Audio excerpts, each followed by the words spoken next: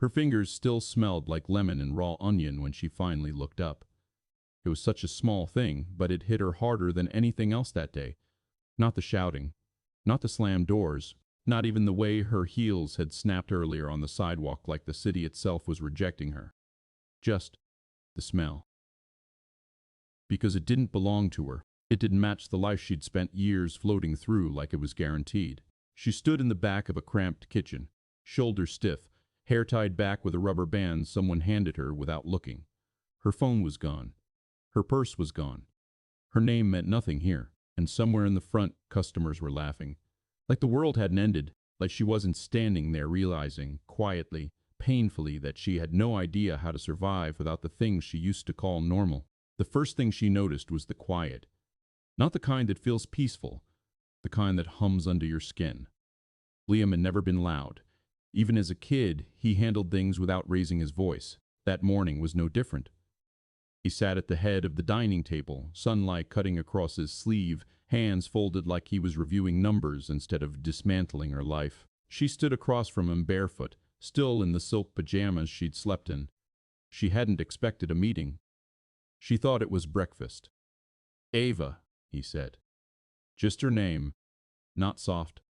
Not hard. She leaned against the back of the chair, crossing her arms. "What is this about?" He slid a thin envelope across the table. She didn't pick it up.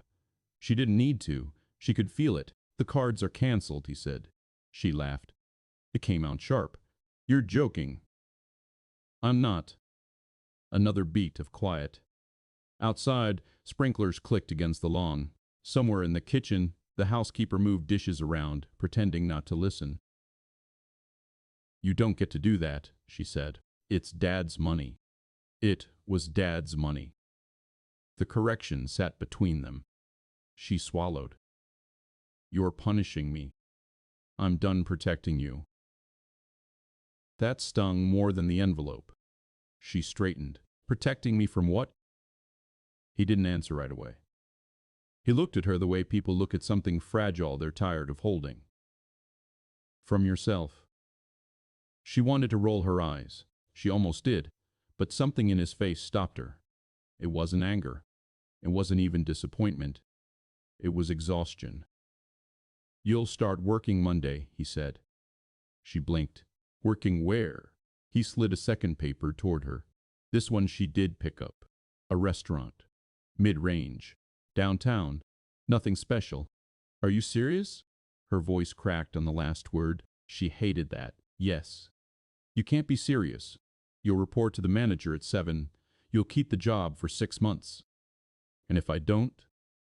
He held her gaze. "Then you'll learn how to live without me." The room felt smaller.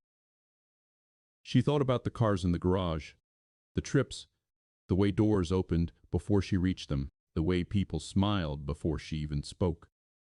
She thought about Brandon, how he liked her dressed up, how he liked introducing her. "This is ridiculous," she said, but the fight in her voice had thinned. Liam stood. Not dramatic, just done. "You're 30, Ava." That hurt more than anything else. He walked past her, close enough that she could feel the air move with him. At the doorway he stopped. "You're not helpless," he said quietly, "but you act like you are." And then he left her standing there with an envelope and a job she didn't want. The first time she walked into the restaurant, she almost turned around. The smell hit her first. Oil. Heat. Something burned. The floors weren't polished marble. They were scratched tile. The tables were mismatched. The lighting too bright in some places, too dim in others.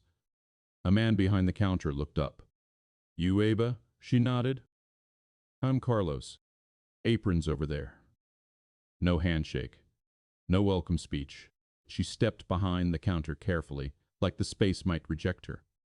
A girl about her age brushed past carrying a tray stacked too high. "Move," the girl muttered.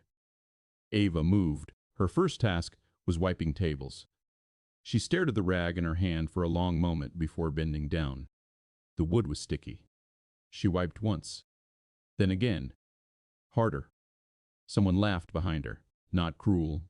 Just life continuing. By noon, her feet hurt. By 2, her shoulders ached. By 4, She stopped checking the time. Carlos didn't treat her differently. He corrected her once when she rang up an order wrong. His tone was flat. "Focus," he said. She nodded. She had never needed to focus on something like this. At one point, she reached into her purse for lip gloss. The purse wasn't there. She froze. Right. Liam. Her phone had been replaced with something basic. No apps, no distractions. Just calls. She went to the restroom and stared at herself in the mirror. Her hair was frizzing at the edges. There was grease on her sleeve. She looked normal. The word unsettled her. When her shift ended, she walked outside in the air that felt too loud. She pulled out the cheap phone and scrolled to Brandon's name. It rang 3 times. "Hey," he answered. She exhaled. "You won't believe what Liam did." A pause. "I'm kind of in the middle of something." Her jaw tightened. "I just got off work." "Work?" He sounded amused. "Yes, work." Another pause. Quieter this time. "Is this some phase?" She swallowed. "No." Silence stretched. "We had plans tonight," she said. "Yeah, about that." Something in his tone shifted. Not sharp. Just distant. "I don't think this is going to work," he said. Her mind went blank. "What?" "I signed up for a certain lifestyle, Ava." The words felt rehearsed. "And you don't fit it anymore?" she asked. He didn't answer directly. "I think you should focus on whatever this is." The call ended without a fight. She stood there on the sidewalk, the city moving around her, holding a phone that suddenly felt heavier than it should. No dramatic collapse. No tears. Just a slow, spreading cold. She went home. The house felt different already. Quieter. Larger. She walked past the grand staircase without looking up and went straight to the kitchen. For the first time in her life, she opened the fridge and didn't know what to do. She wasn't hungry. She just didn't want to stand still. Upstairs, she heard Liam's office door close. She almost went to knock. Almost. Instead, she leaned against the counter and looked down at her hands. They still smelled like lemon and oil. She didn't wash them right away. She wasn't sure why. Maybe because if she did, it would mean this was temporary. And something in her chest was beginning to understand that it wasn't. The next morning, she woke up before her alarm. That never happened. For a few seconds, she lay still in bed, staring at the ceiling, waiting for the familiar comfort of forgetting. Usually, her mind would drift toward brunch plans or clothes or vacations she hadn't decided on yet.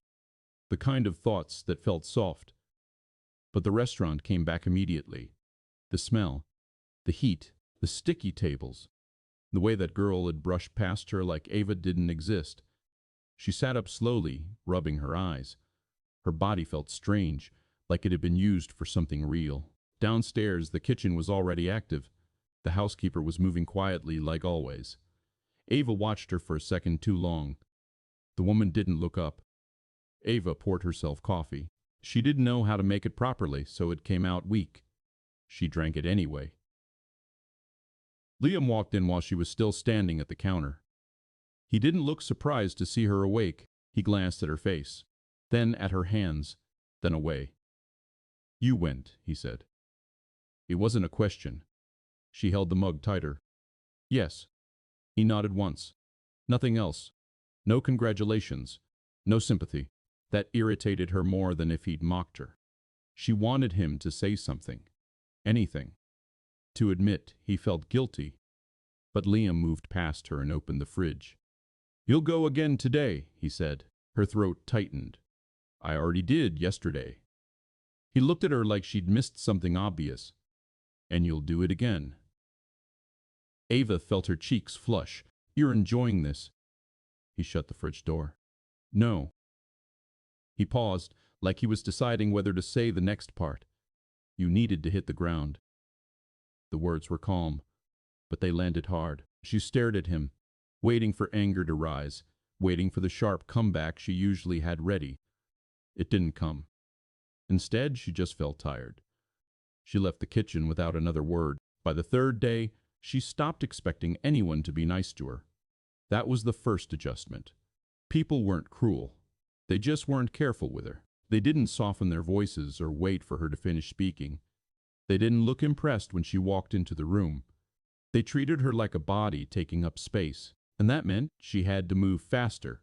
She learned to carry plates without holding her breath, learned to keep her hair tied back tight, learned to stop flinching every time someone snapped behind you in the kitchen. Carlos watched her quietly. He corrected her when she messed up, but he didn't hover. That was worse in a way. It meant she didn't matter enough to babysit. Her feet blistered by the end of the week. She bought cheap insoles and shoved them into shoes that didn't fit her style at all. She hated herself for how much she cared about that. At night, she lay in bed staring at the ceiling, her body heavy, her mind too loud. Brandon didn't call back. She texted him once, then twice. No response. The third time she typed something, she erased it before sending. Her pride was still alive, just injured. Saturday afternoon, she saw him. She hadn't planned to. She was walking out of a pharmacy with bandages for her heels, wearing a plain sweater and jeans that didn't cost more than someone's rent. She spotted his car first, then him. He was standing outside a cafe, laughing with a girl Ava didn't recognize. The girl had long hair, a clean white coat, and the kind of smile that looked effortless. Brandon leaned close to her, his hand resting lightly on her back. Ava stopped walking. The bag in her hand crinkled as her grip tightened. Brandon didn't see her at first. He was too busy performing. He always performed. Ava used to find it charming. Then his eyes flicked up. His face changed in a fraction of a second. A brief stiffness. A forced smile that didn't reach his eyes. He stepped away from the girl slightly. "Ava," he said, like it was inconvenient. She didn't answer right away. She felt her throat close, like her body didn't want to give him words. Finally, she managed, "So this is why you disappeared." The girl looked between them, confused but curious. Not uncomfortable. Curious. Brandon's jaw tightened. "Don't do this here." Ava laughed once, sharp and humorless. "Here? Like I'm embarrassing you?" He lowered his voice. "You're acting crazy." That word hit her like a slap. She took a step closer without thinking. "You didn't even break up with me properly." Brandon's eyes flicked toward the girl again, then back to Ava. His smile was gone now. "I told you," he said. "This isn't what I signed up for." Ava stared at him. She could smell his cologne. The same one he wore when he'd kissed her neck in her father's private elevator. He looked the same, but she didn't feel the same. "You signed up for money," she said quietly. Brandon exhaled like she was exhausting him. "I signed up for stability." The girl shifted beside him, folding her arms. Her gaze sharpened. She was starting to understand. Ava's hands trembled slightly. She hated that. She tucked them behind her back. "You're with her now?" Ava asked. Brandon didn't answer fast enough. That was the answer. Ava nodded slowly, as if she'd expected it. As if she wasn't standing there with her chest burning. "Okay," she said. Her voice came out calmer than she felt. Brandon's eyes narrowed. "Okay?" Ava stepped back. She forced herself to hold his gaze, to not let him see what this was doing to her. "I hope she's worth it," Ava said. Then she turned and walked away. She didn't run, she didn't look back, but she could feel her heart pounding in her throat the entire time. When she reached the corner, she stopped behind a parked car and pressed her palm to her mouth. Her breathing came out uneven. She didn't cry. Not right away. Her eyes stung. Her chest ached, but the tears didn't fall. She stood there shaking, silent, until the wave passed enough for her to move again. That night, she didn't eat dinner. She sat on the floor of her bedroom with her back against the bed, knees pulled to her chest. The house was quiet. Liam was out. Or maybe he was in his office. She didn't know. She stared at her phone. Brandon's name still sat there in her contacts like a stain. She deleted it. Her finger hovered for a second before she pressed confirm. When it disappeared, she felt something loosen in her chest. Not relief, not peace, just a small, grim acceptance. Later, she went downstairs. The kitchen lights were off. but the moonlight in the windows made the countertops look pale, almost cold. She opened the fridge again. The shelves were stocked, but not with the things she used to ask for. No imported cheeses, no sparkling drinks in glass bottles. Just food, eggs, vegetables, milk. She stared at it for a long time. Then she took out eggs in a pan. Her hands fumbled with the stove. She turned the wrong knob at first. The burner clicked but didn't light. She tried again. When the flame finally caught, it startled her, and she flinched back. The sound felt too aggressive in the quiet. She cracked the eggs too hard. Shell fell into the pan. She fished it out with her fingers, annoyed and embarrassed even though no one was watching. The eggs cooked unevenly. The edges burned slightly. She ate them standing up, leaning against the counter. They tasted awful. But she finished them anyway. When she rinsed the pan, her reflection appeared faintly in the dark window above the sink. She looked tired. Her eyes were duller than she remembered. Her skin wasn't glowing. Her hair wasn't styled. She looked like someone who had been doing things, someone who had been failing and continuing anyway. She stared at that version of herself until her throat tightened again. Then she shut off the water. Upstairs, Liam's office door was open. Light spilled into the hallway. She slowed as she passed. He was sitting at his desk, reading something on his laptop, glasses on. He didn't look up at first. Ava hesitated. She could have kept walking. Instead, she stopped at the doorway. Liam finally glanced up. Their eyes met. For a second, neither of them spoke. Ava swallowed. Brandon left. Liam's expression didn't change much, but something in his eyes tightened. "I know," he said. That made her stomach twist. "You knew?" "He called," Liam said, 2 days ago. Asked if I was serious about cutting you off." Ava's lips parted slightly. She didn't know what to say to that. She felt humiliated in a way she couldn't describe. Liam watched her quietly. Ava looked down at her hands. Her nails weren't perfect anymore. One had chipped. She forced herself to speak. "So I guess that's it," she said. Liam leaned back in his chair. He didn't look smug. He didn't look smagweeze. He just looked steady. "You're going to lose more than him," Liam said. Ava's throat tightened. "Why are you doing this?" Liam didn't answer right away. He looked at her for a long time, like he was weighing something. Then he said, "Because if something happened to me tomorrow, you'd be dead in a year." The words were quiet, but they hit her harder than yelling would have. Ava's eyes burned again. This time, she didn't fight it as hard. She looked away, jaw clenched. "I hate you," she whispered. Liam nodded once, like he accepted it.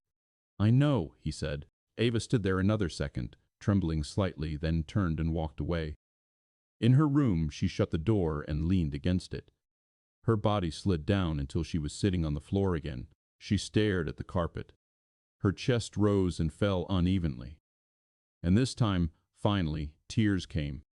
Not loud, not dramatic, just quiet, steady tears that didn't stop for a long time. Because for the first time, she understood something she hadn't understood before. She wasn't losing a boyfriend. She was losing the version of herself who thought she didn't have to become anything at all. The restaurant stopped feeling shocking. That was what scared her. By the second week, the smell of grease didn't make her flinch anymore. The noise didn't overwhelm her the way it had the first day. She still hated the heat, still hated the way her clothes clung to her back. But her body adjusted in the same quiet way. Bruises fade, not because it hurt less, just because it became familiar. Carlos started giving her more tasks. He didn't ask if she could handle them. He just told her. "Prep station today," he said one morning, tossing her a list. Ava stared at the paper. "What is this?" He didn't look up from the counter. "Vegetables, sauces, stock." She blinked. "I don't know how to." "You'll learn." The first hour was a mess. She cut onions too thick. The tomatoes slipped under her knife. She nicked her finger and swore under her breath, more from embarrassment than pain. Blood welled up in a clean bead. She stood there, frozen like a child, staring at it. The cook beside her, a tired-looking man with tattooed forearms, shoved a box of bandages toward her, without even turning his head. Wrap it. Keep going. No sympathy. Ava wrapped her finger. The bandage ended up crooked. She kept cutting anyway. Her eyes watered from the onions. She wiped her cheek with her sleeve without thinking, then realized she'd smeared something across her face. She wanted to disappear. At one point, the tattooed cook glanced over. "You crying?" he asked. Ava's spine stiffened. "No." He snorted once. "Good. Cry later." Then he turned back to his station like the conversation was over. Ava didn't know if she wanted to hit him or thank him. Probably both. By the end of the shift, she could barely lift her arms. When she got home, she didn't even bother taking off her shoes right away. She walked through the marble foyer like she was walking through someone else's house. Her old life still surrounded her. The expensive furniture, the art on the walls, the chandelier. But none of it felt like hers anymore. It felt like a museum of a person she couldn't fully remember. She showered longer than she needed to, letting the hot water burn her skin. When she stepped out, she saw the bruise forming on her forearm where a heavy tray had bumped her earlier.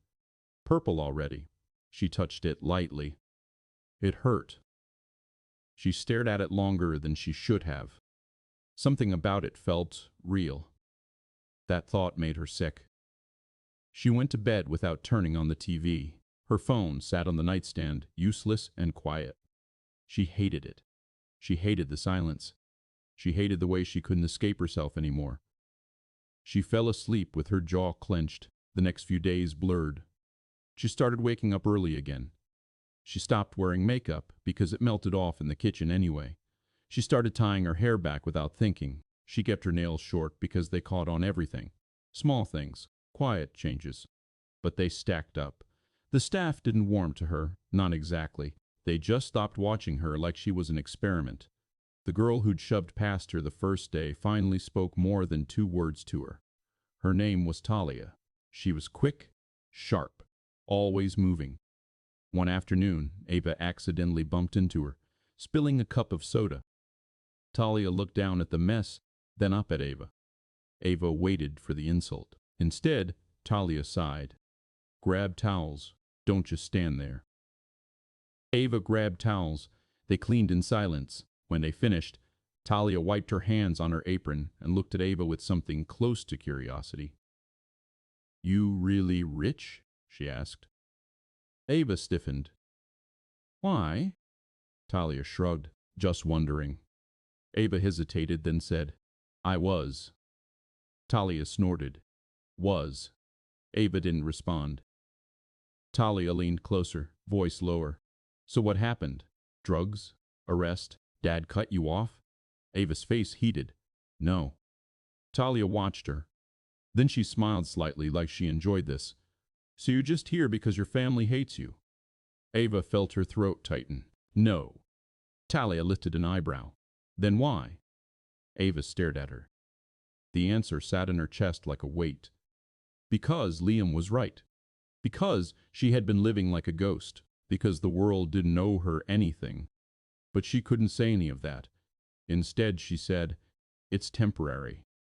Talia nodded slowly like she'd expected that. "Yeah," she said, "everything is." Then she walked away.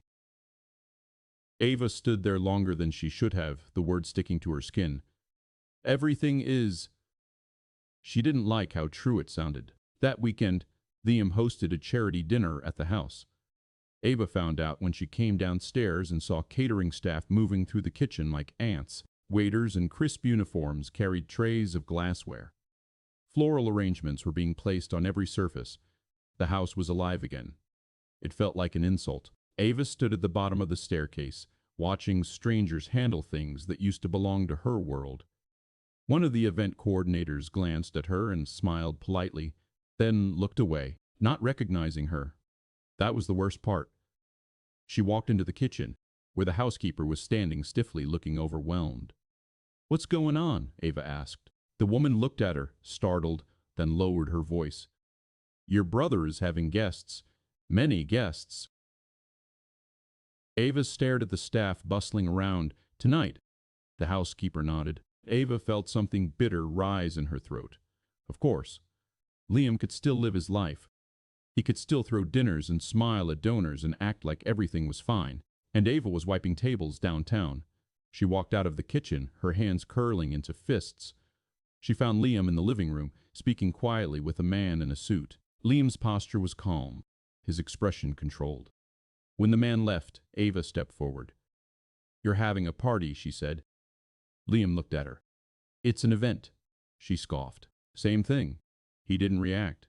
It's scheduled. Ava's chest tightened. So you're punishing me while you entertain rich strangers in our house. Liam's eyes narrowed slightly. Not in anger, in warning. It's not punishment, he said. It feels like punishment. Liam exhaled through his nose. Then you're still not understanding. Ava stepped closer. Understanding what? That you get to play king while I play waitress? Liam's jaw tightened. He looked past her, toward the staff setting up tables in the dining room. You're not a waitress, he said. Ava laughed sharply. Then what am I? Liam's gaze returned to her, steady. You're someone who's finally doing something. The words were meant to be firm, maybe even encouraging, but Ava felt them like a shove. She shook her head. You don't get to talk to me like you're proud of me. Liam's eyes hardened slightly. I'm not proud. Ava froze. That was the moment her anger turned cold. Liam continued, voice calm. I'll be proud when you stop acting like the world owes you comfort. Ava's throat tightened. I never asked you for comfort. Yes, you did, Liam said. Every day, without even realizing it. Ava stared at him, breathing unevenly. The room behind them filled with laughter as guests started arriving. Ava could hear the sound of expensive voices, the clinking of glasses. She felt her skin crawl. She leaned in closer, lowering her voice. So what? You're going to parade me around? Show everyone your little project? Liam's expression flickered. Something sharp passed through his eyes. No, he said. You're not coming downstairs tonight. Ava blinked. What? Liam's voice stayed even. Go to your room. Stay there. Ava felt her face flush. Are you ashamed of me? Liam didn't answer immediately. That pause told her everything. Ava's chest tightened like someone had wrapped wire around her ribs. She backed away slowly like she'd been slapped. Liam's voice followed her, quieter now. Ava, don't do this. But she was already turning, walking up the staircase with her shoulders stiff, trying not to let her steps speed up. She didn't run. She refused to run. In her room, she shut the door and locked it, even though she knew no one would try to come in. She sat on the edge of her bed, staring at her hands. Downstairs, the house filled with noise. Laughter, music, voices calling Liam's name. Ava lay back on the bed, fully dressed, staring at the ceiling. She could smell perfume in the air. It drifted through the vents like a ghost. She pressed the heel of her palm against her eye, hard enough to hurt. She didn't cry. Not yet. But something inside her shifted. A quiet realization. This wasn't just Liam forcing her to work. This was Liam making sure she understood she was no longer part of that world unless she earned her way back in. And she hated him for it. Because it was working. She didn't go downstairs. That was the part she would remember later. Not because it was brave. It wasn't. It was easier to stay in her room than to walk into that dining room and see the looks, the quiet curiosity, the polite smiles that didn't include her. She lay on her bed listening to the rise and fall of voices through the floor. At one point she heard Liam laugh. It wasn't forced. It wasn't strained. It sounded natural. That hurt more than if he'd sounded tense. She rolled onto her side and stared at the wall. She told herself it didn't matter. She told herself this was temporary. She told herself a lot of things. None of them stayed. Around midnight, the noise downstairs thinned out. Car doors shut. Engines faded. The house settled back into its usual quiet. Ava waited another 20 minutes before she moved. When she stepped into the hallway, The air smelled faintly of wine and something sweet. The cleaning staff had already started clearing glasses. She walked down the staircase slowly. The dining room looked untouched. Perfect again. No evidence of the evening except for one lipstick mark on a forgotten glass near the edge of the table. Ava stared at it. It felt like proof she'd imagined everything. She reached out and picked up the glass. The lipstick was a deep red. Bold. She wondered if Brandon's new girl wore that shade. The thought came uninvited. She carried the glass into the kitchen and placed it carefully in the sink. She didn't know why she bothered. The staff would handle it in the morning. Liam was in the living room, jacket off, sleeves rolled up, tie loosened. He looked tired. He glanced up when she entered. For a second, neither of them spoke. "You could have come down," he said. Her jaw tightened. "You told me not to. I said you didn't have to." "That's not what you meant." Liam studied her face. His eyes flicked briefly to the faint smudge on her cheek she hadn't noticed. "You're angry," he said. She laughed once. "That's observant." He leaned back into the couch. "Good." She stared at him. "Good?" "Yes." The word landed strangely. Ava crossed her arms. "You want me angry. I want you awake." Her breath caught slightly. She hated how often his words did that lately. "I was fine," she said quietly. Liam shook his head once. "You were comfortable. That's not a crime." "No," he agreed. "But it's not a life either." Ava's chest tightened again. She felt like every conversation with him ended with her exposed somehow. "You don't get to decide what my life is," she said. He didn't raise his voice. "I don't," he said. "You do." Silence settled between them. Ava looked at the polished floor, then back at him. "Why didn't you just tell me before?" she asked. "Why didn't you say you thought I was useless?" Liam's expression shifted slightly. Not softer, just less guarded. "I don't think you're useless." "Then what?" He leaned forward, resting his elbows on his knees. "I think you've never had to choose anything hard." Ava swallowed. "You think this is hard?" she asked. He met her gaze evenly. "Isn't it?" She didn't answer. Because yes, it was. Not the wiping tables, not the cutting vegetables. The looking at herself afterward, that was hard. Liam stood slowly. "Get some sleep," he said. He walked past her, then paused. "For what it's worth," he added quietly, "I canceled Brandon's membership at the club." Ava blinked. "You what?" Liam's expression didn't change. "He won't be attending any more events here." Ava felt something flicker in her chest. It wasn't gratitude exactly.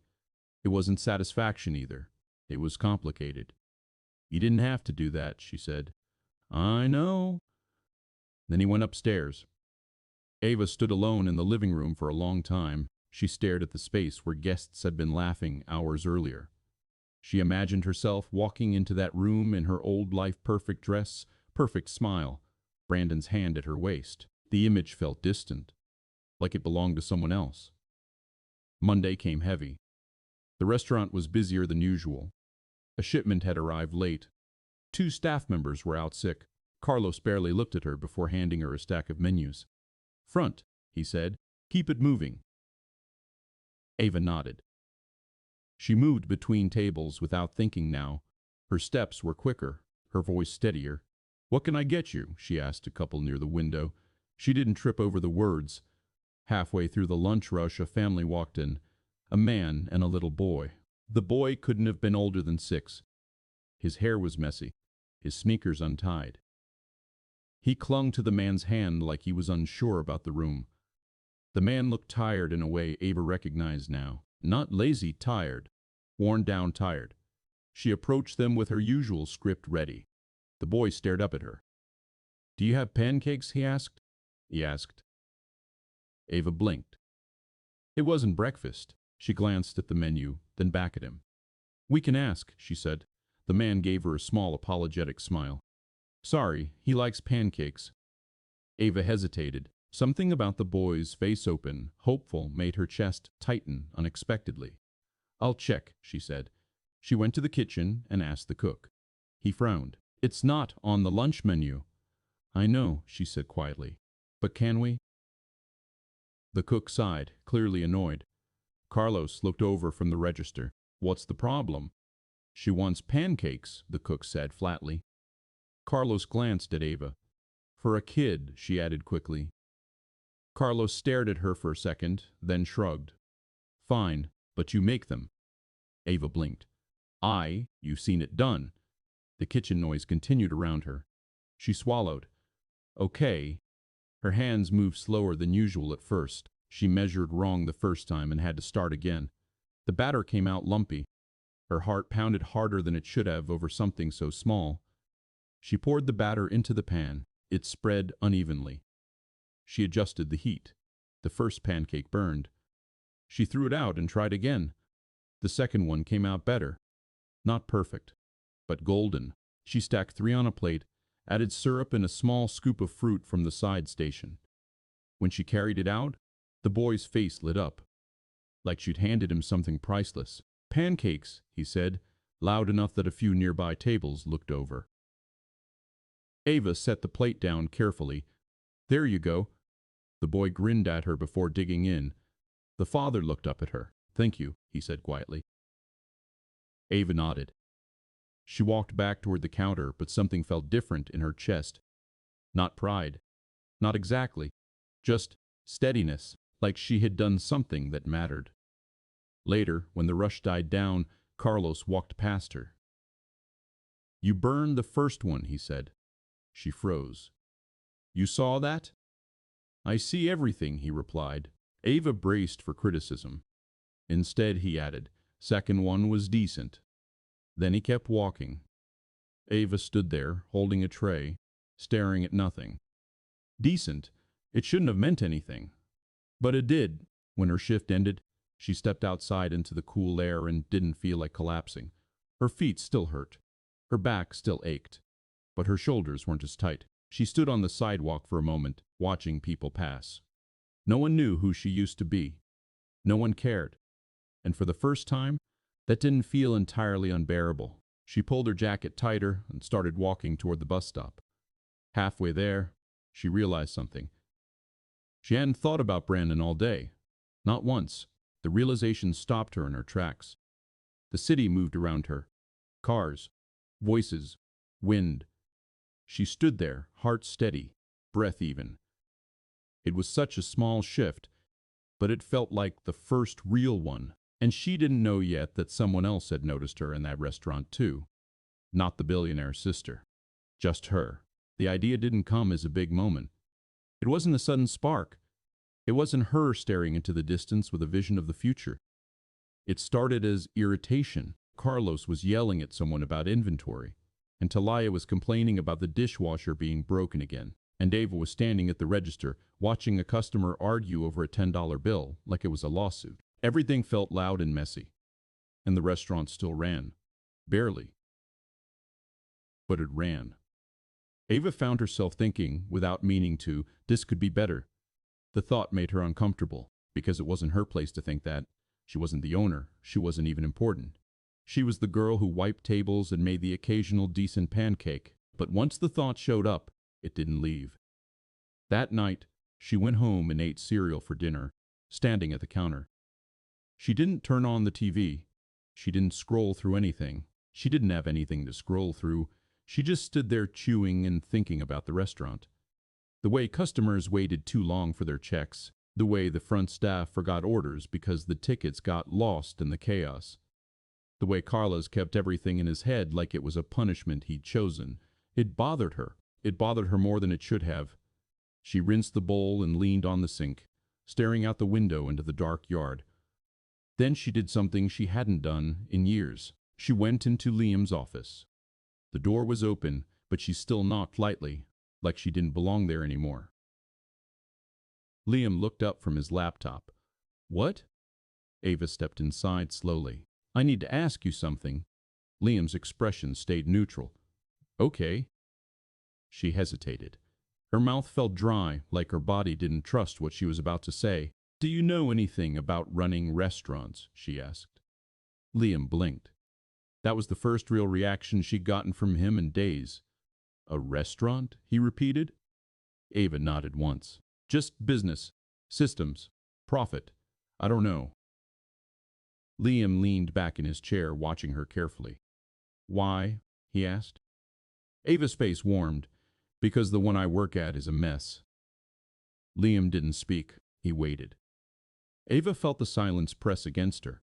She wanted to fill it, to defend herself, but she forced herself not to. Finally, Liam said, "You want to fix it." It wasn't a question. It was an observation. Ava's throat tightened. Maybe. Liam studied her for a long moment. Then he reached into a drawer and pulled out a small notebook, sliding it across the desk. "What's this?" Ava asked. "Take it," he said. Ava didn't move. Liam's gaze stayed on her. "Take it."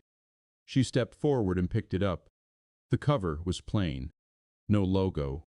No expensive leather. "What am I supposed to do with it?" she asked. "Write down what you notice," Liam said. "Every problem, every pattern, every waste." Ava stared at him. "Why?" Liam's voice stayed calm. "Because you can't fix what you don't understand." Ava held the notebook tighter. For a second she wanted to ask him if he was mocking her. But he didn't look amused. He looked interested. That unsettled her more than anything. She nodded once. "Okay." As she turned to leave, Liam added, "And Ava." She stopped. He looked at her over the rim of his glasses. "If you're going to do this, do it quietly." Ava frowned. "Why?" "Because if you start acting like you're above them," Liam said, "they'll never let you in." The words landed hard. Ava swallowed and nodded again. Then she left. Upstairs, she sat on her bed and opened the notebook. The first page was blank. She stared at it for a long time, pen hovering. Then she wrote the first thing that came to her mind. Tickets get lost because no one owns the system. She paused, then wrote another. Staff waste time arguing because there are no clear roles. Her hand moved faster. The list grew, and she didn't stop until her wrist hurt. The next day, she brought the notebook to work. She kept it folded in her apron pocket like it was something private, something she didn't want anyone to see. Throughout the shift, she wrote in it in quick, messy lines whenever she had a second. The fryer oil wasn't changed often enough. The supply closet was disorganized. Customers complained about the same 3 things repeatedly. When the lunch rush hit, the kitchen ran out of clean plates and someone had to wash them mid-service. Ava watched it all. She didn't complain, she didn't correct anyone, she just watched, then wrote. That night, she stayed after her shift ended. Carlos was counting cash at the register, eyes narrowed, shoulders tight. Talia was already gone. The kitchen staff were mopping. Ava approached the counter carefully. Carlos didn't look up. "We're closed." "I know," Ava said. He glanced at her. "Then go home." Ava swallowed. Her heart beat harder. She placed the notebook on the counter. "I've been noticing things," she said. Carlos stared at the notebook like it was an insult. "You've been what?" Ava forced herself to keep her voice calm, noticing things that could make this place run smoother. Carlos leaned back slightly, eyes narrowing. "Who asked you to do that?" "No one," Ava admitted. Carlos let out a short laugh. "Of course." Ava's face heated, but she kept going. "I'm not trying to be disrespectful," she said. I think there are things that could change." Carlos stared at her for a long moment. Then he said, "You don't know anything about this business." Ava nodded. "I didn't. But I'm learning." Carlos's jaw tightened. He looked tired. Not annoyed tired. The kind of tired that comes from carrying too much alone. Finally, he opened the notebook. He flipped through a few pages. His eyes moved quickly. Ava held her breath. Carlos's face didn't change much, but his fingers slowed as he read. He stopped on a page and stared at one line for a long moment. Then he closed the notebook. He didn't hand it back right away. "You wrote all this?" he asked. Ava nodded. "Yes." Carlos exhaled slowly. For a second she thought he was going to tear into her. Instead he said, "Why?" Ava hesitated. She could have said because she wanted to prove herself. because she was bored, because she hated feeling useless. But she didn't. She said the truth. Because people come in here and spend their money, she said. And half the time, we don't treat it like it matters. Carlos stared at her. Ava's voice lowered. And I think that's wrong. Silence. Then Carlos pushed the notebook back toward her. Come early tomorrow, he said. Ava blinked. Why? Carlos's eyes stayed on hers. We'll go through inventory together. Ava's throat tightened. Okay. Carlos looked away first. Don't make me regret it, he muttered. Ava picked up the notebook, hands shaking slightly. I won't, she said. She left the restaurant with her heart pounding. The air outside felt colder than usual. The streetlights made the pavement look pale. She walked to the bus stop slowly, notebook pressed against her chest like it was fragile. She didn't know what she'd just started, but she knew she couldn't undo it now. 2 weeks later, she met Ethan. She didn't know his name yet.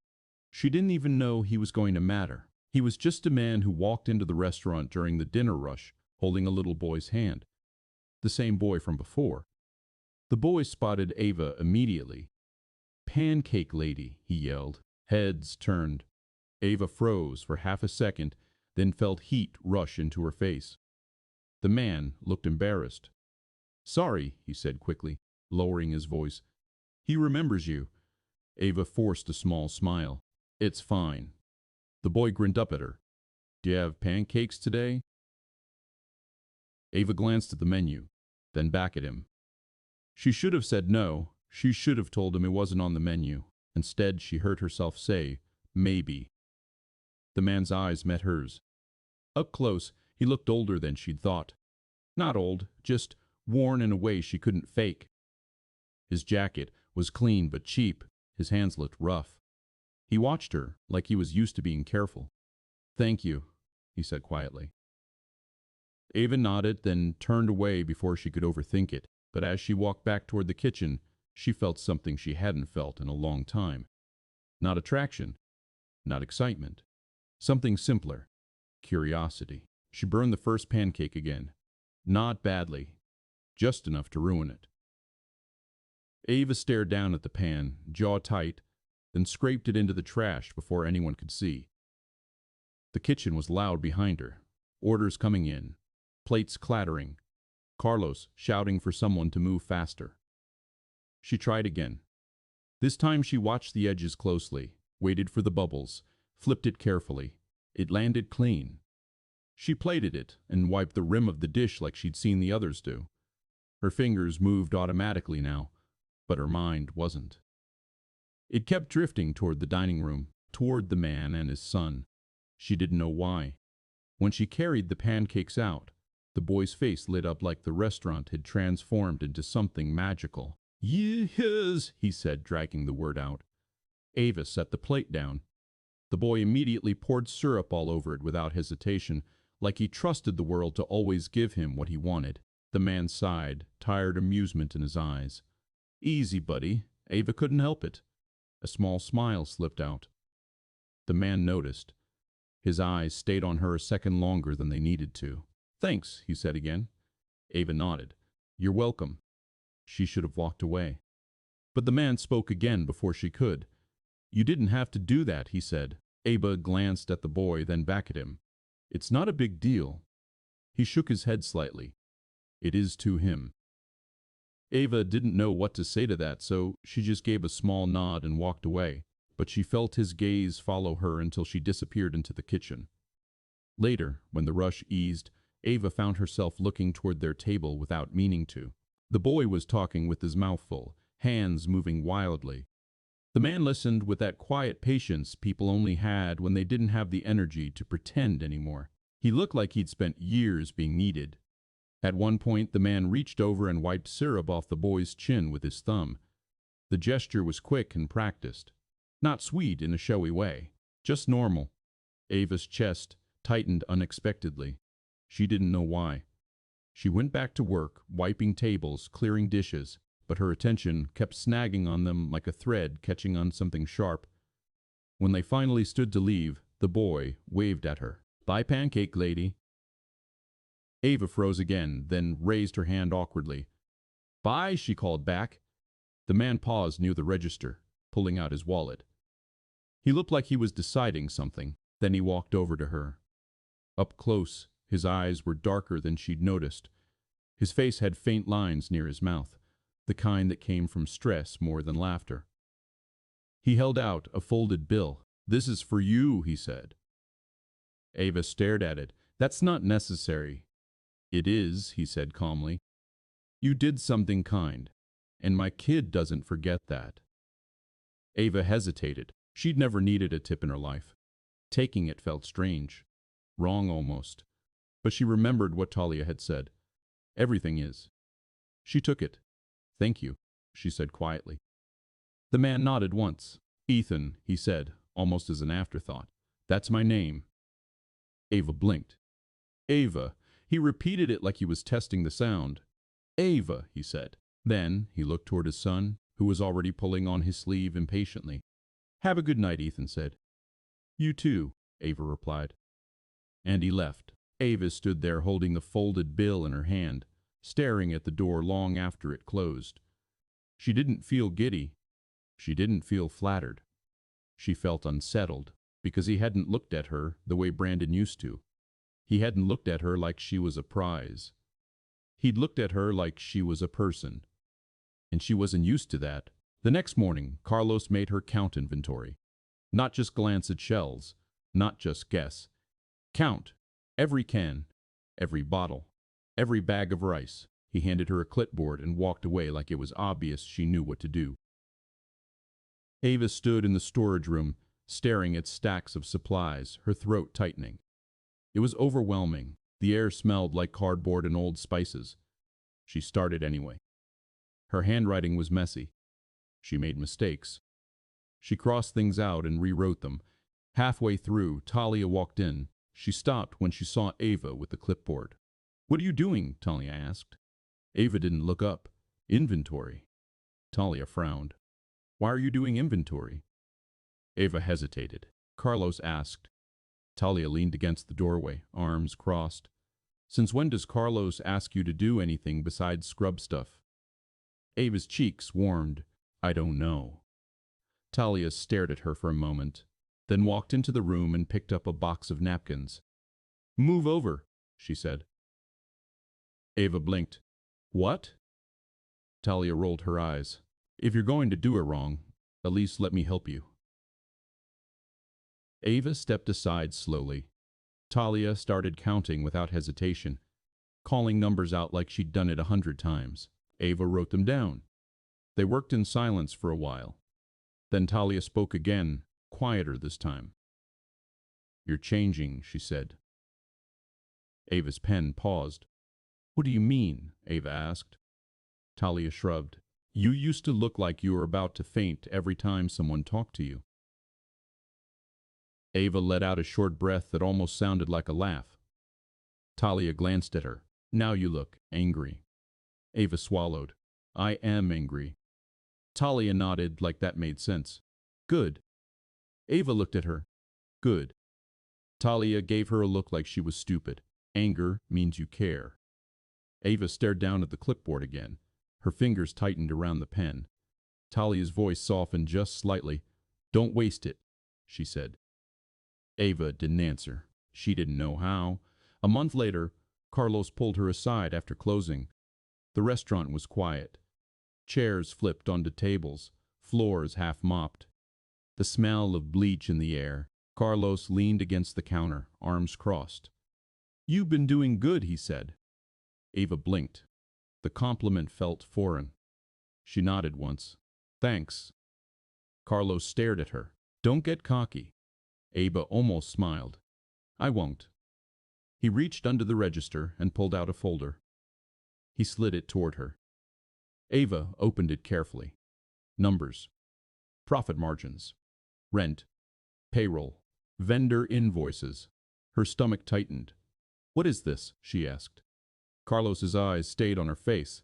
This place is drowning. Ava looked up sharply. What? Carlos exhaled. He looked tired again, like he was carrying something heavy. I inherited it, he said. My uncle ran it. When he died, it became mine.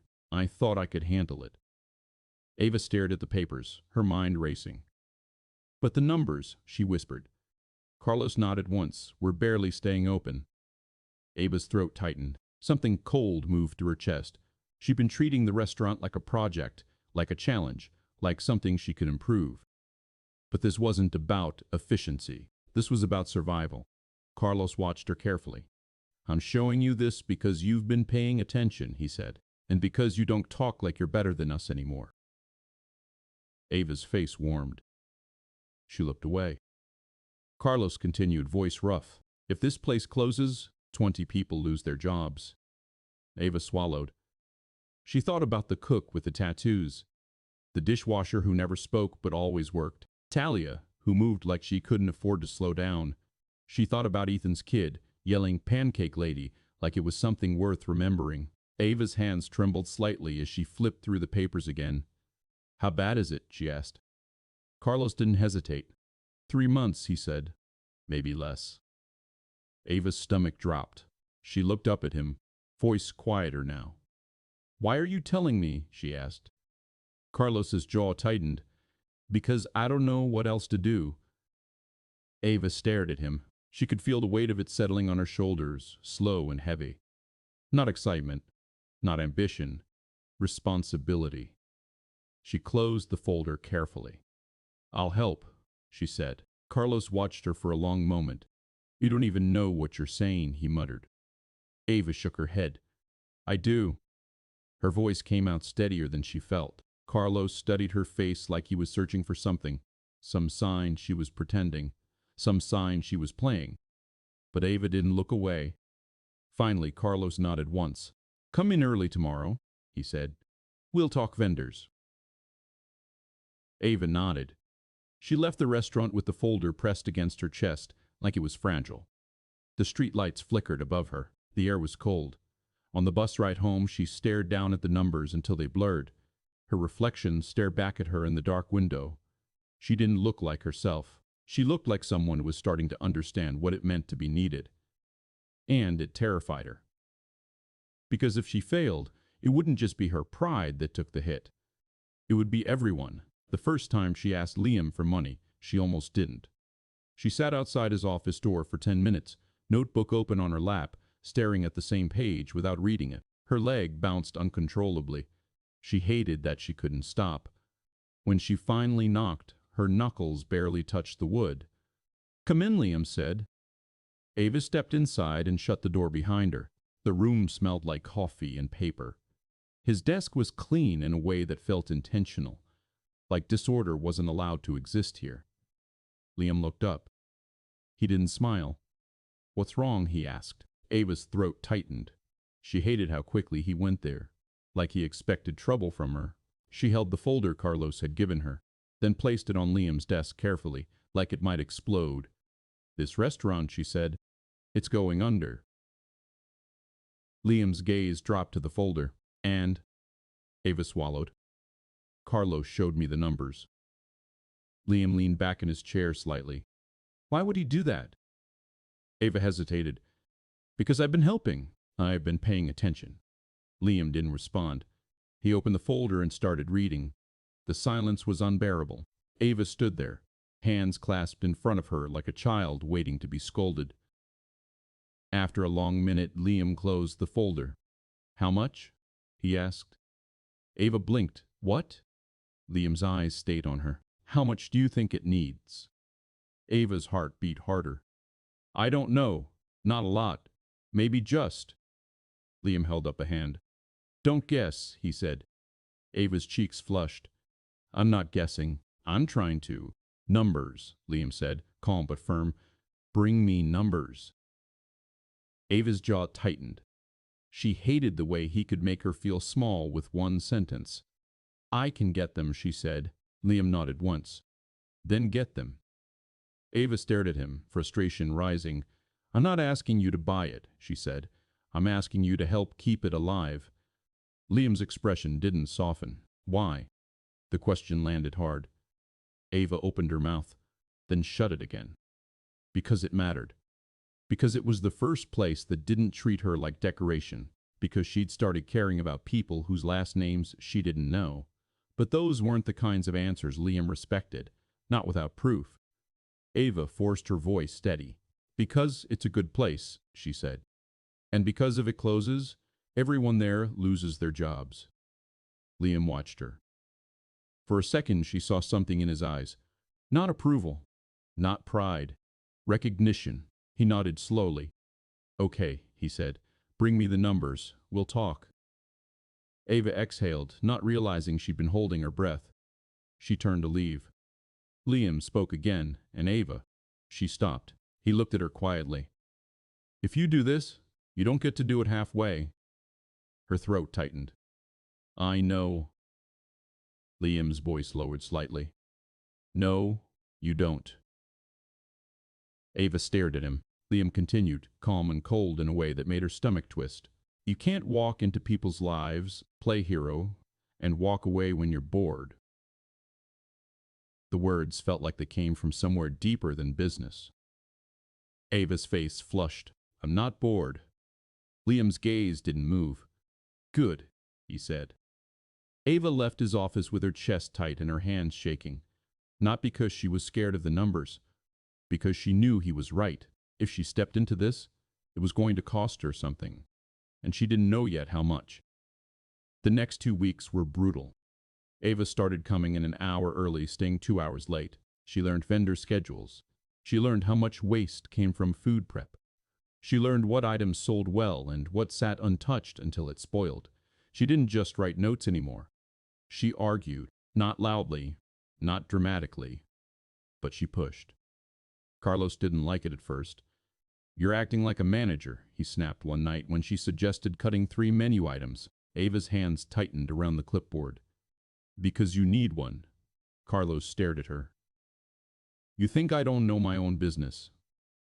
Ava met his eyes. Her voice stayed quiet. I think you're drowning, she said. And you're too proud to admit it. The words hung between them.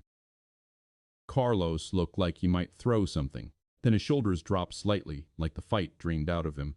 Fine, he muttered. What do you want to cut?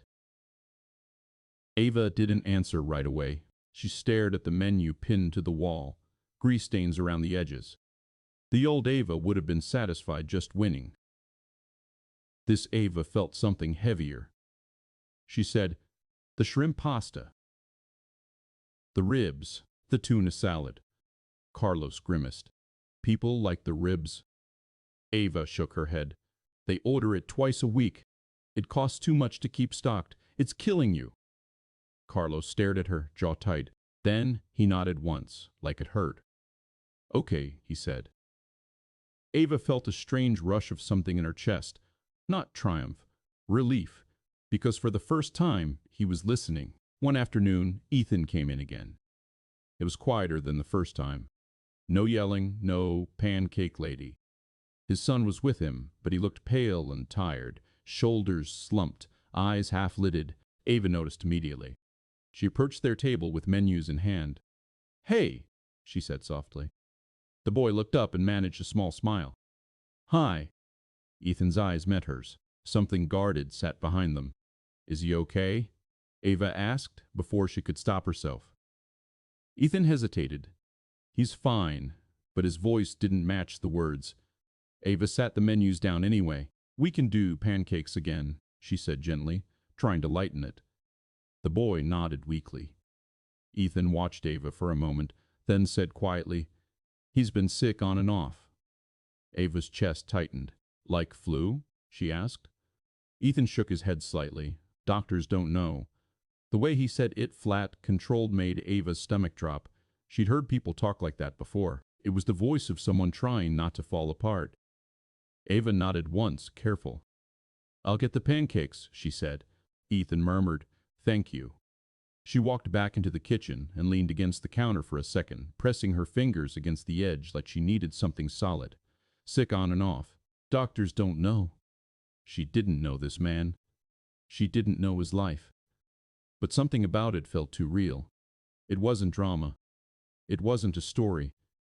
It was the kind of thing that ruined people quietly. She made the pancakes herself, hands moving fast. She didn't burn them this time.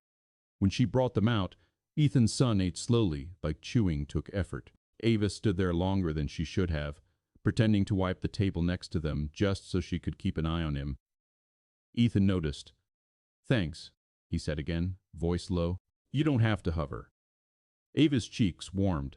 She stepped back. "Sorry," she murmured. "He just looks tired." Ethan's jaw tightened. His gaze dropped to his son's face. "Yeah," he said quietly.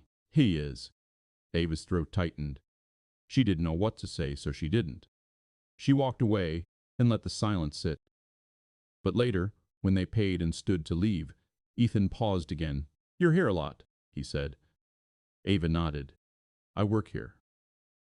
Ethan's mouth twitched slightly, like he was amused by her obvious answer. "No," he said. "I mean, you're always doing something. You're not like the other servers." Ava's face warmed again. "I'm just trying," she said. Ethan studied her for a second. "Why?" he asked. The question was simple, but it felt sharp. Ava hesitated. She could have lied. She could have said she needed money. She could have said it was temporary. But Ethan's eyes didn't feel like they belonged to someone who accepted fake answers. "So," she said quietly, "because I used to be the kind of person who didn't try at all." Ethan didn't respond immediately. Then he nodded once. "Yeah," he said, "I know people like that." The words weren't cruel. They were factual. Ava swallowed hard. Ethan's son tugged his sleeve. "Dad," the boy murmured. Ethan looked down, then back at Ava. "Have a good night," he said. Ava nodded. "You too." As they walked out, Ava watched them through the glass. Ethan held his son's hand tightly, like he was afraid to let go. Ava stood there with her hands clasped in front of her apron, feeling something twist in her chest. Not romance. Not yet. Just a quiet ache, because she suddenly understood what it looked like when someone's entire life was built around someone else's survival. And it made her feel ashamed of how easy her own life had been. The numbers were worse than she thought. When she finally brought them to Liam organized, highlighted, projected 3 months forward, she didn't feel confident. She felt exposed. Liam read everything without interrupting. He didn't skim. He didn't rush. He asked questions that forced her to flip back through pages and defend assumptions she hadn't realized were weak. "What happens if vendor costs increase 5%? He asked. Ava blinked. "I didn't factor that in." "Then factor it in." She pressed her lips together and recalculated on the spot, heart racing. The room felt smaller the longer he stayed quiet. Finally, Liam closed the folder.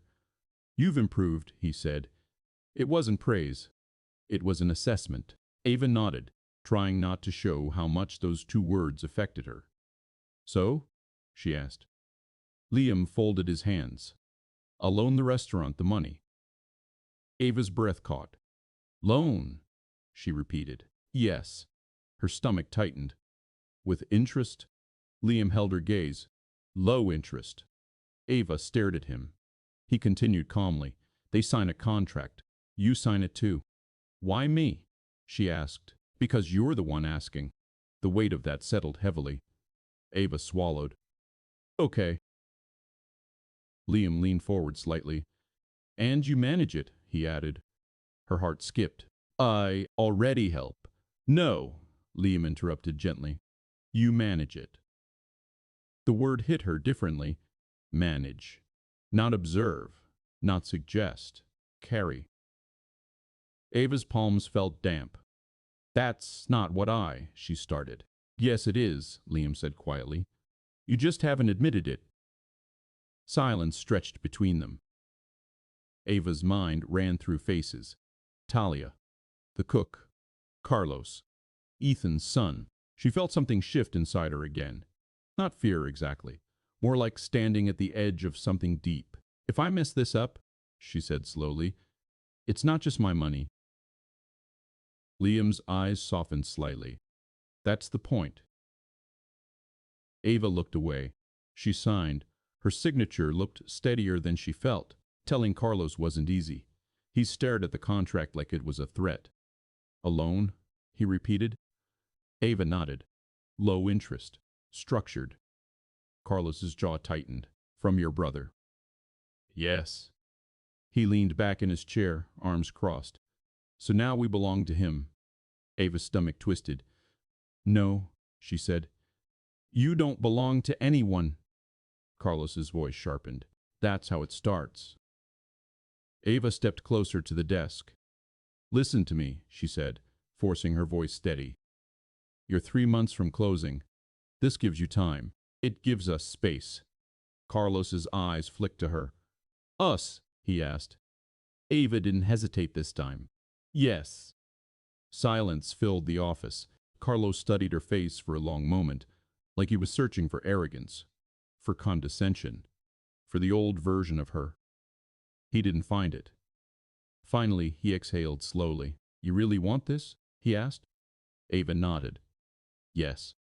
Carlos looked at the contract again, then he picked up the pen. He signed.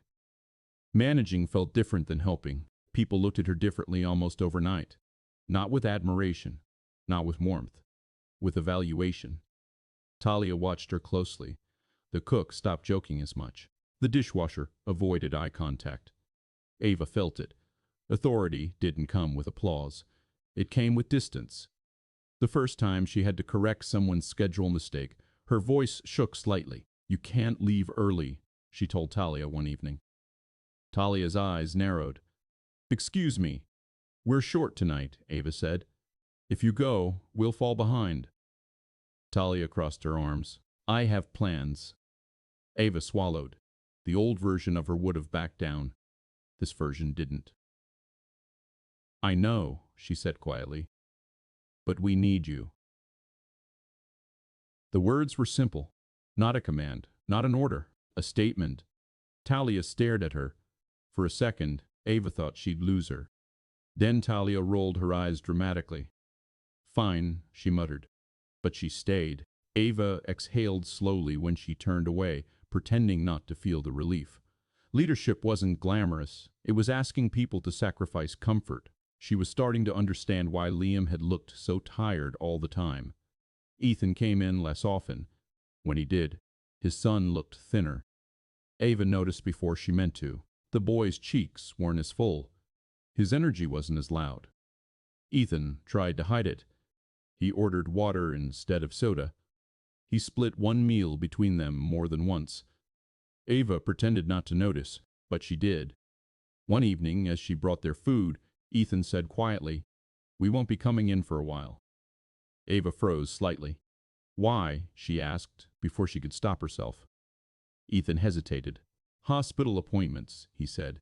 The word hospital sat heavy between them. Ava's fingers tightened around the tray.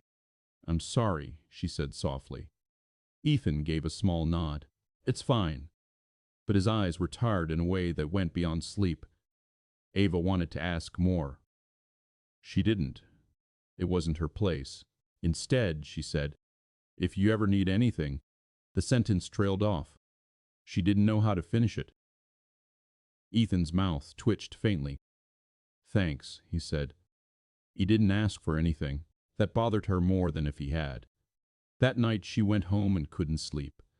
She lay in bed staring at the ceiling, replaying Ethan's voice. Hospital appointments. The house felt too big around her, too quiet. She got up and walked down to the kitchen, bare feet cold against the floor. She opened the fridge without thinking.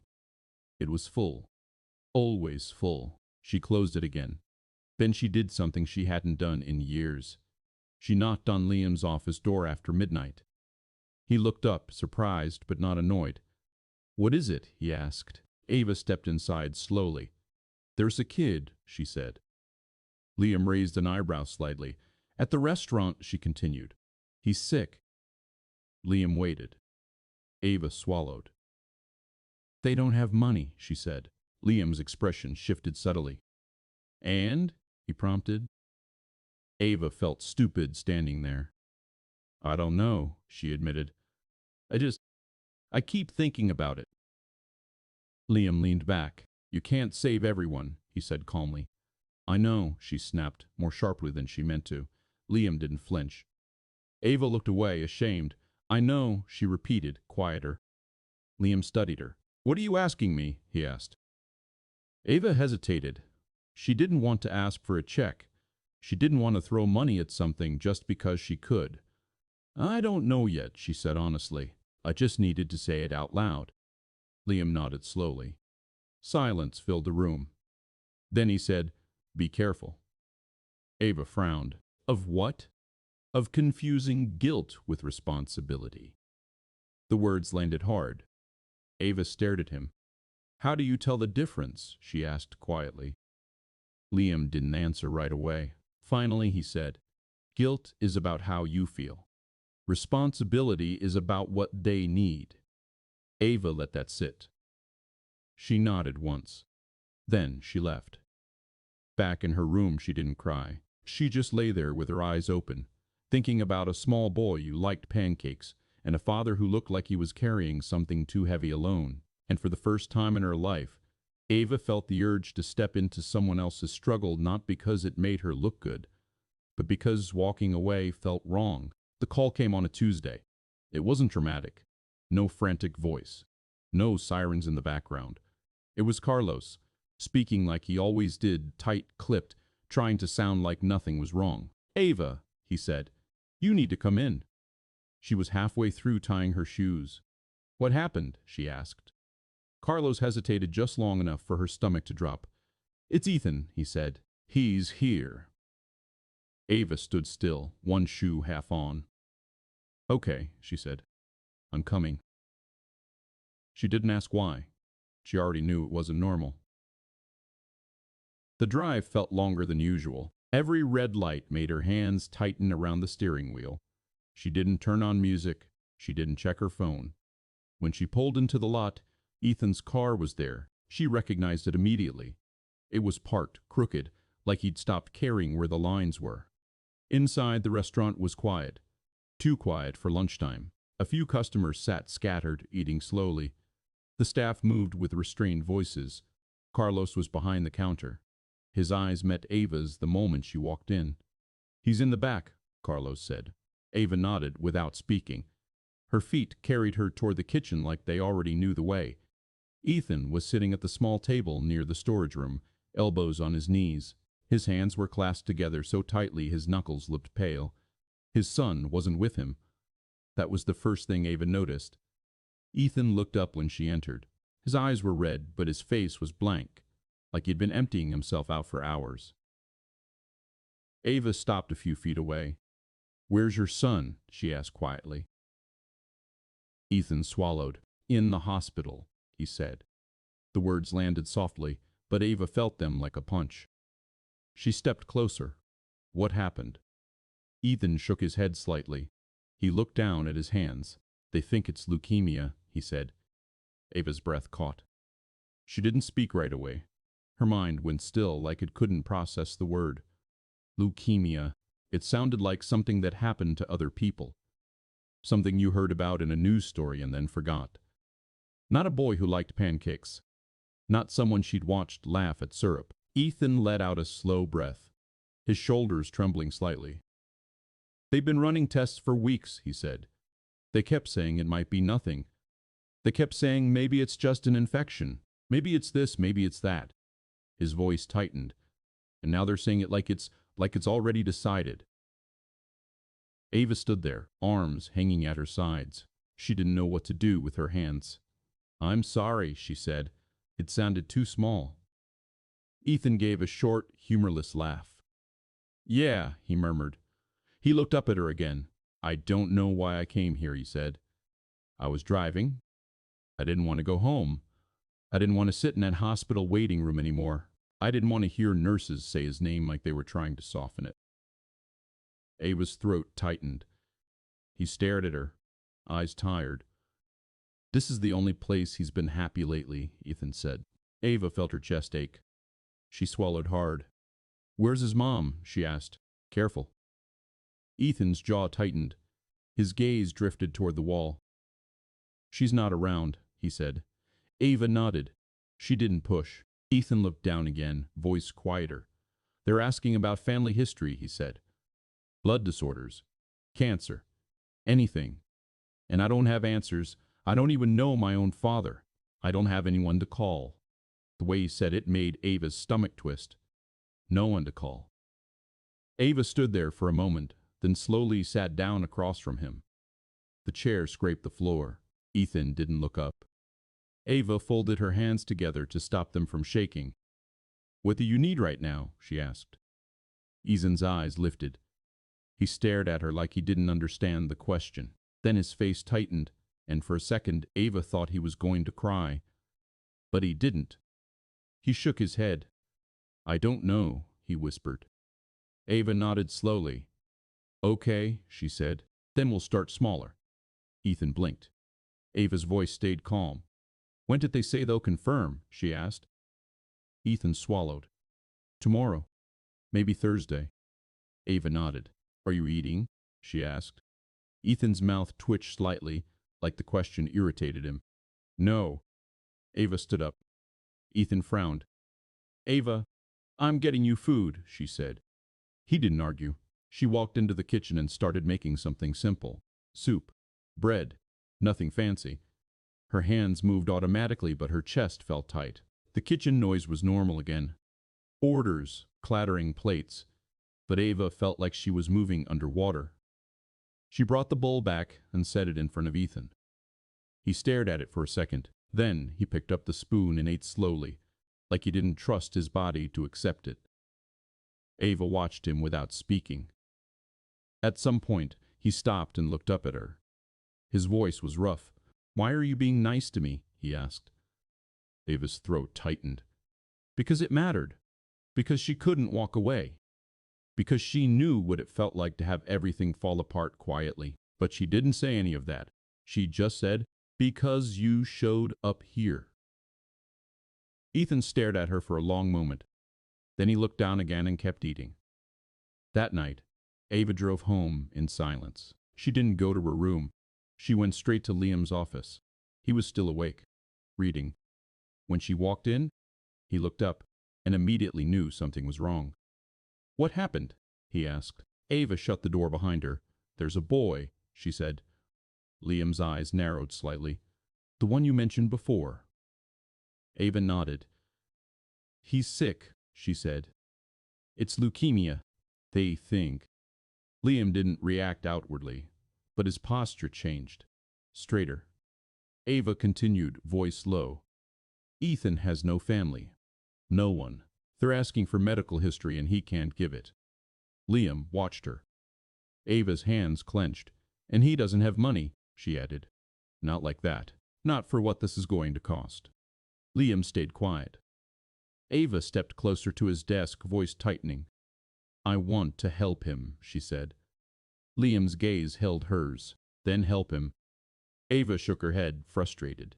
"No," she said. "I mean really help him, not soup, not kindness." Liam's eyes sharpened. "You want to pay for treatment," he said. Ava swallowed. "Yes." Liam leaned back slightly, studying her like he was weighing something. "Do you know what you're asking?" he asked. Ava's voice cracked, just slightly. "Yes." Liam's eyes didn't soften. "And if he refuses?" Liam asked. Ava hesitated. "He won't," she said. Liam stared at her. "You don't know that." Ava's throat tightened. She hated that he was right. Liam's voice stayed calm. "You can't buy your way into someone's life," he said. "You can't fix their pride with your money." Ava's jaw clenched. "Then what do I do?" Liam studied her for a long moment. Then he said, "You start by getting facts." Ava stared at him. "What facts?" she asked. Liam's voice stayed even. "You find out where he works, where he lives, his son's full name, the hospital, the doctor, the insurance situation." Ava blinked. Liam continued, "You stop reacting and start acting." The words hit her hard. Ava nodded slowly.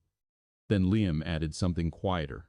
"And Ava, if you're going to step into this, don't do it to feel clean."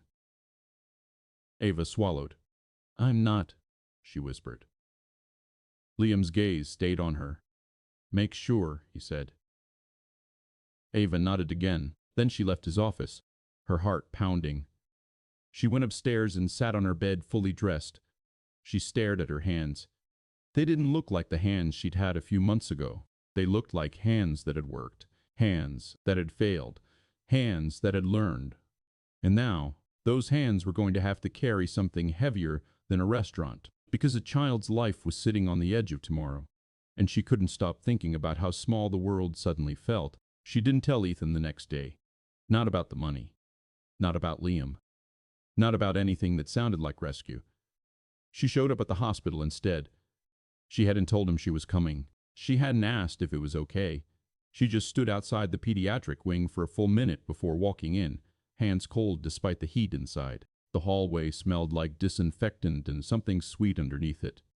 Artificial, like it was trying to hide what it couldn't. Ethan was sitting in a plastic chair, elbows on his knees again, same posture as the restaurant, same tight hands. His son lay in the bed behind him, smaller than Ava remembered. Tubes. Monitors. A machine that beeped in steady intervals. Ava stopped a few steps away. Ethan looked up, startled. Ava? She nodded once. I brought coffee, she said, holding up the cardboard tray like that explained her presence. He stared at her for a moment. Then he nodded toward the empty chair beside him. Thanks. She sat. For a while, neither of them spoke. The machine kept beeping. Nurses walked past. Somewhere down the hall, a child cried. Ava kept her eyes on the boy's chest, watching it rise and fall. What's his name? She asked softly. Ethan glanced at her. Caleb. Ava nodded. Caleb. The name felt fragile in her mouth. He asked about pancakes this morning, Ethan said after a while. Ava swallowed. What did you tell him? She asked. That you'd probably burn them again. Ava almost smiled. Probably, she murmured. Silence settled again. Ethan's voice came low and tired. It's confirmed, he said. Ava felt the air leave her lungs. Leukemia. No, maybe. No waiting. Just a word that rearranged everything. I'm sorry, she said again, knowing it was useless. Ethan didn't look at her. They're starting treatment next week, he said, if his counts hold. Ava nodded slowly. Insurance? She asked carefully. Ethan gave a small, bitter laugh. Barely. Ava felt her hands tighten around the coffee cup. This was the moment. She could say it. She could offer. She could throw money at the silence and call it help, but Liam's voice sat in her head. Don't buy your way in. She forced herself to breathe. Have you talked to the hospital about support programs? She asked instead. Ethan looked at her like he hadn't expected that. They gave me pamphlets, he said. Grants. Foundations. I'll figure it out. Ava nodded. I can help with paperwork, she said quietly. Ethan's eyes flicked toward her. You don't have to do that. I know. She held his gaze. I want to. He studied her for a long moment. Then he nodded once. Okay. It wasn't dramatic. It wasn't gratitude. It was acceptance. And that felt bigger. The next few weeks blurred into something tight and relentless. Ava split her time between the restaurant and the hospital. She brought food when Ethan forgot to eat. She filled out forms when his hands shook too much. She sat in waiting rooms and learned the names of nurses. She didn't tell anyone at the restaurant the details. She just worked harder. She cut more waste. Negotiated harder with vendors. Rearranged shifts so Carlos could focus on suppliers. The restaurant started to breathe again. Not flourish, but breathe. One night after closing, Talia cornered her near the storage room. You've been disappearing, Talia said. Ava didn't deny it. There's a kid, she said simply. Talia's expression shifted slightly. Oh. Ava nodded. That's why you look like that, Talia said quietly. Like what? Like you're carrying something. Ava didn't answer. Talia stepped closer. You're not the same, she said. Ava's throat tightened. Good, she replied. Talia gave a small nod. Yeah, she said. Good. The truth came out on accident. Caleb needed a bone marrow match. The doctors explained it carefully, voices soft, faces practiced, family members first. Ethan didn't have any he could reach. Ava stood in the hallway outside the room while he made calls that went unanswered. She felt something twist in her chest. Later that night, she went home and sat across from Liam at the kitchen table. She didn't ease into it. "They need a match," she said. Liam looked up slowly. "For the boy," she added. He nodded once. Ava swallowed. "They're starting with family," she said. Silence stretched. Then Liam said, "And?" Ava's hands trembled slightly. "Ethan doesn't know his father," she said. "He never did." Liam watched her carefully. Ava's voice dropped. "And his mother died years ago." Liam's jaw tightened almost imperceptibly. Ava looked up at him. "There's something else," she said. She hesitated. Her heart pounded so hard she could hear it. "Ethan grew up in the same neighborhood we did," she said slowly. "Same school district?" Liam didn't move. Ava continued, "He's 2 years older than me." Liam's gaze sharpened. "And?" he asked. Ava forced the words out. "Dad had affairs." The room went still. Liam's expression didn't change, but something in his eyes darkened. Ava's throat felt tight. "I'm not saying anything," she said quickly. "I'm just saying it's possible." Liam stared at the table. Then he leaned back in his chair, slow and controlled.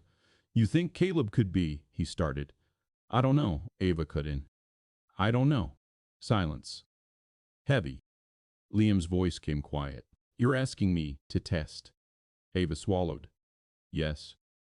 Liam looked at her for a long moment. Not angry. Not shocked. Just calculating something deeper. "If you're wrong," he said, "you'll hurt him." Ava nodded, eyes burning. "I know." "And if you're right," Liam added, "you'll change everything." Ava's voice barely came out. "I know." Silence filled the kitchen. Finally, Liam stood. "I'll do it," he said. Ava exhaled like she'd been underwater. The results came a week later. Liam was a match. Not partial, full. The doctor's voice blurred in Ava's ears as she stood in the hallway, staring at the floor tiles. Ethan sat beside her, holding the envelope with shaking hands. "This doesn't make sense," he whispered. Ava didn't speak. The doctor explained probabilities, rare compatibility, genetic likelihood. Ethan looked up at Ava, eyes wide. "What are the chances?" he asked. Ava's throat tightened. She looked at Liam, who stood a few feet away, face unreadable. There was no more avoiding it. Ava stepped forward. "My father," she said quietly. Ethan stared at her. Ava's voice trembled. "He wasn't faithful." The hallway felt too narrow. Ethan's face went still. "You think," he started. Liam stepped closer, voice calm. "We don't know," he said. "But the match suggests something." Ethan's eyes moved between them. Anger flickered first, then disbelief, then something softer. "Why didn't you say anything?" he asked Ava. Her chest tightened. "I didn't know," she said. "Not for sure." Silence pressed in around them. Finally, Ethan looked down at the envelope again. "My son needs this," he said quietly. It wasn't surrender. It was clarity. Liam nodded once. "We'll do the transplant," he said. The procedure wasn't easy. It wasn't cinematic. It was long hours, tests, paperwork, needles. Ava sat beside Caleb's bed when Ethan couldn't stand to look at the monitors anymore. She held Caleb's hand when he was too weak to talk. She didn't promise him anything. She just stayed. After the transplant, there were days of waiting, days where numbers mattered more than feelings, days where hope felt dangerous. Then, one morning, the doctor smiled. Counts rising, stability, a chance. Ava felt her knees weaken in the hallway. Ethan pressed his forehead against the wall and let out a breath that sounded like it had been trapped for months. Liam stood quietly, pale but steady. Family. The word felt different now. Not polished, not curated, complicated, real. Months later, The restaurant was full. Not chaotic, not drowning, alive. Talia moved between tables with confidence. Carlos argued with vendors like he had leverage again. Ava stood near the counter, sleeves rolled up, hair tied back. Ethan walked in, holding Caleb's hand. Caleb looked stronger, thinner still but standing straight. "Pancake lady," he called out.